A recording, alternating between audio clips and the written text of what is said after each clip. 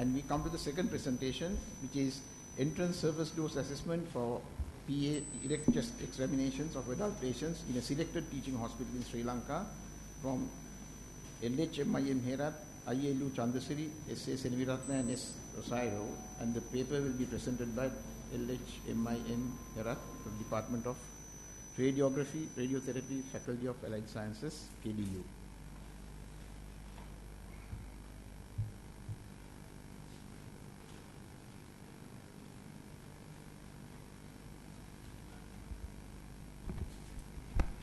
Thank you very much, sir. Good evening. My research topic is entrance surface dose assessment for Postero-Anterior erect chest X-ray examination of adult patients in a selected hospital, teaching hospital in Sri Lanka. And these are the co-researchers of my study.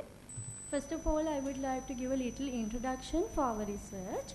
When we talk about the ionizing radiation, we know the radiation effects, biological effects such as stochastic effects without any threshold for radiation. So it is to estimate the patient dose, radiation dose received by the patient, it is important to quantify the radiation dose received by the patient while undergoing the X-ray examination. In radiography, primarily the patient dose is depend on the entrance surface dose and the sensitivity of organs and tissues which are irradiated. So it is very important to know how much of ESD is received by the patients while undergoing the X-ray examinations. In radiography, chest X-ray examination is the most common diagnostic X-ray examination. In Sri Lanka, to best of our knowledge, there were no published studies done regarding the ESDs for chest examination. So we decided to do our research in this topic. In literature review, I can show you some similar studies which was done in Brazil and in Iran to find out the ESDs for chest examination and other most common diagnostic examinations. In here, generally we wanted to assess the ESDs for patients undergoing chest X-ray examination in a selected hospital. Specifically, we wanted to estimate the ESDs for patients undergoing age over 18 years undergoing PA erect chest X-ray examinations at Kurunegala Teaching Hospital. And also we wanted to calculate the ESD and to determine whether that value is within the recommended value given by the International Atomic Energy Agency. And also we wanted to assess whether the X-ray machine in the hospital need QA programs towards the reducing patient dose. Our study was a sample survey and also a quantitative study. Here we used two machines. There were two machines were there. We used both of them. So the population was, for one machine, the patients of age over 18 years who underwent PA erect chest X-ray examination in the hospital during the period of data collection. And then we selected the sample from this population. For each machine, it was 50 patients from the population. We used the random sampling method. And the subjects who were refused to contribute to our study and the subjects who were under 18 years of age and who were examined using the high-speed screen film combination were not included to our study. These are the two X-ray machines we used here.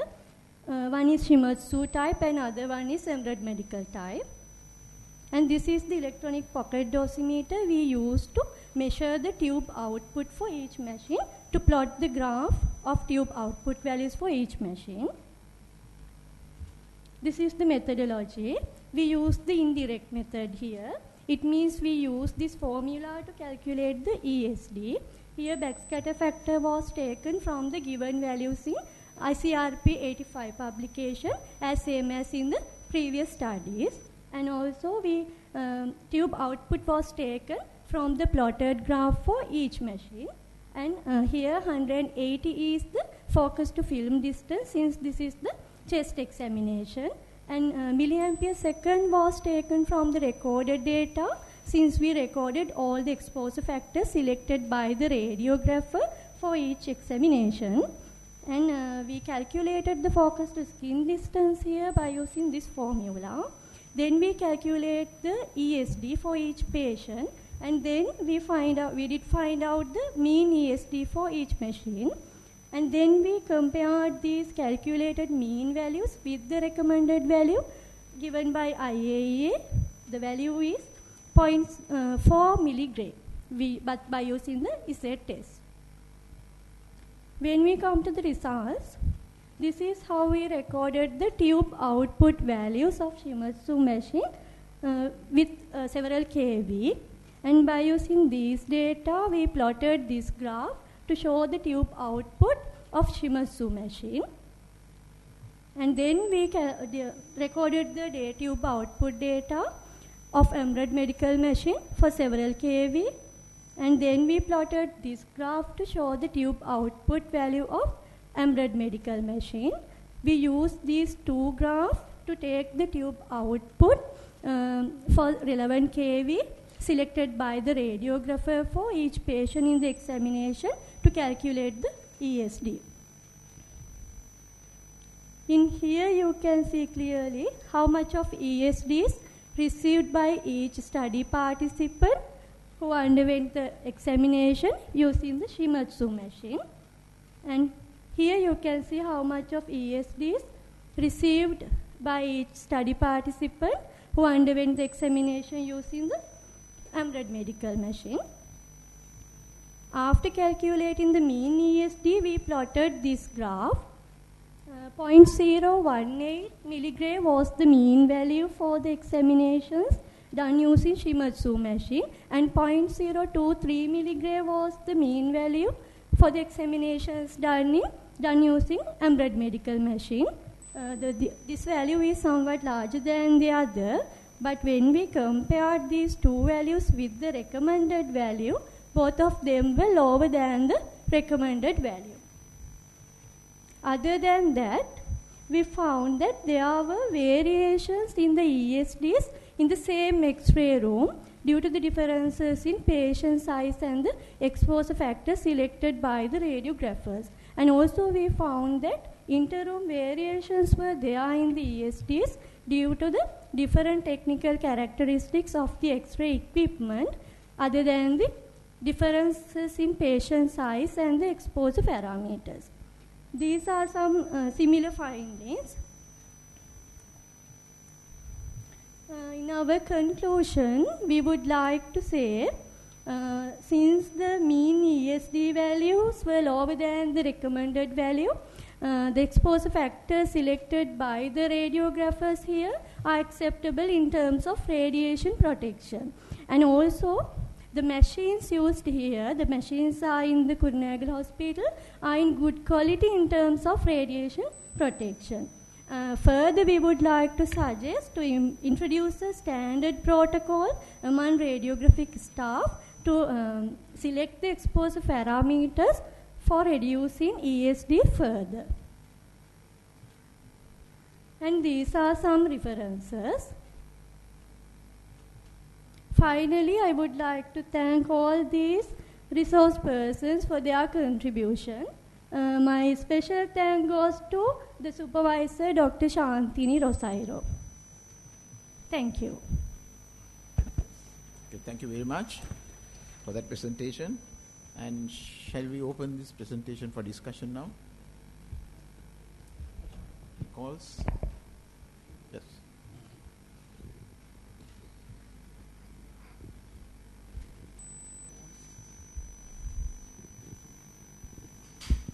So actually it's a nice study. I have one question. So what is the filtration that you used in the machine? 0.05 millimeter.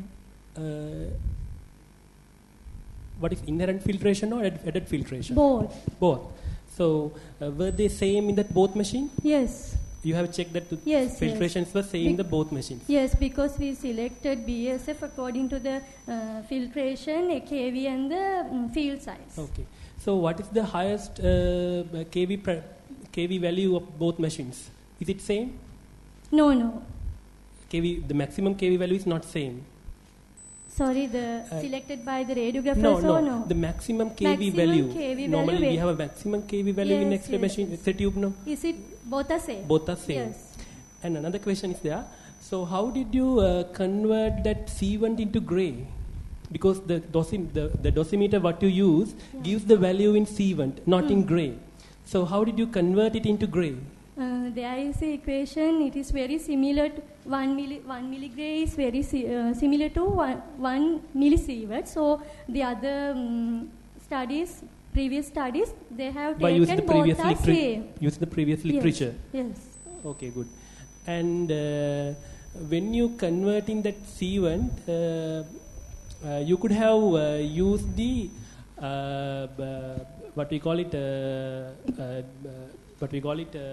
the formula which is adapted by there is a standard formula which is adapted by International Atomic Energy Authority. So by using that formula, you could have taken better results rather than using the previous literature, because the IAEA, they have adopted the formula to convert this gray into C1s. So you could have used that IAEA adopted formulas. Okay, it's a nice study. Okay.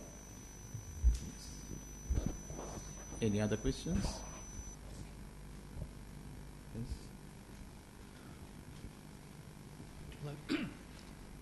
Thank you for a very clear presentation. I'm not a radiographer. I'm not an expert in radiography, so I'm going to ask a very simple question. Your data at the end show that the exposure is very low compared to the IAE standard. But your conclusion says you think there needs to be a standard operating procedure. Why do you think you need that if that exposure level is so low and the variation between the two machines is so low? Sorry, I didn't hear it. Huh? I didn't hear the question. Yes, but... Shall I try again? Yes, why don't you? It's probably my accent, I'm sorry. It's okay. I'll go slowly. Okay, sir. Okay. In your last piece of data, you showed the level of exposure from both your machines was very low, and from your abstract, it is lower than machines you've looked at or studies in other countries. Yeah? Good. In your conclusion, you say you need a standard operating procedure, an SOP. In your conclusion, you say there should be a standard protocol. Yep. So, why do you think you need a standard protocol if the levels are very low and there is very little variation? Because we wanted to reduce the ESD and the patient dose further. Here, the radiographers, some of radiographers used somewhat larger than the value when we compare with the other radiographers. So, if there is a standard protocol for the relevant region, we think we can reduce the patient dose further. Yes, that's a nice answer. Thank you. Thank you, sir. You're saying even a little radiation is bad, so you reduce it. Okay. Now, any other questions?